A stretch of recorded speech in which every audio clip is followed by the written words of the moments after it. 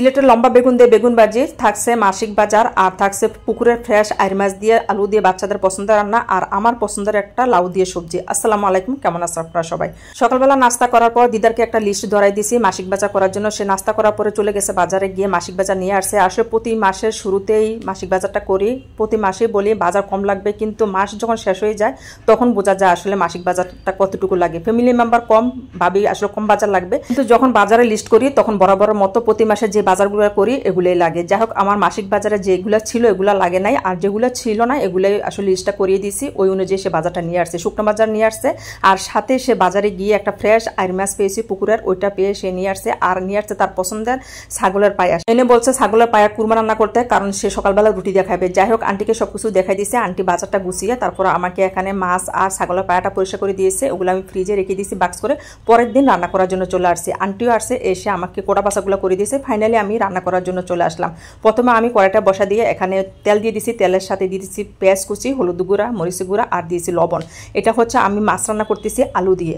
এই আইর মাছটা যেহেতু ফ্রেশ পুকুরে আইর মাছ, এটার সাথে একটু আলু দিয়ে একটু ঝোল করে রান্না করলে কিন্তু খেতে অনেক মজা হয়। আপনারা কারা কারা খেয়েছেন আর রান্না করেছেন অবশ্যই কমেন্টে জানাবেন। আর সাথে দিয়ে দিচ্ছি সামান্য কাঁচামরিচ কুচি, কারণ যেহেতু আমরা ঝালটা কম খাই, বাচ্চারা খাবে, সেই অনুযায়ী রান্নাটা করতেছি।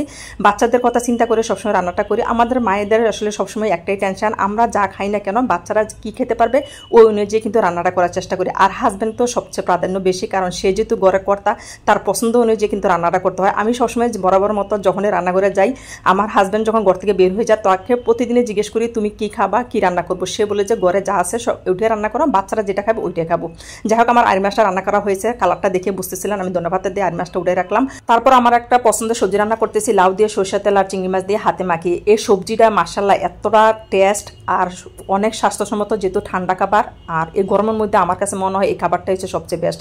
আর আমার হাতে যখন সময় থাকে না তখন আমি সংক্ষিপ্তভাবে সবকিছু দিয়ে এভাবে হাতে মাখিয়ে সবজিটা রান্না করি। আপনারা চাইলে কিন্তু লাউয়ের সবজিটা এভাবে সংক্ষিপ্তভাবে রান্না করতে পারেন, যেটা আসলে একদম স্বাস্থ্যসম্মত আর খাওয়ারের জন্য কি বলবো অসম্ভব মজার একটি খাবার। লাউয়ের মধ্যে যখন ধনেপাতাটা দেওয়া হয় লাউয়ের টেস্টটাই পুরো চেঞ্জ হয়ে যায়।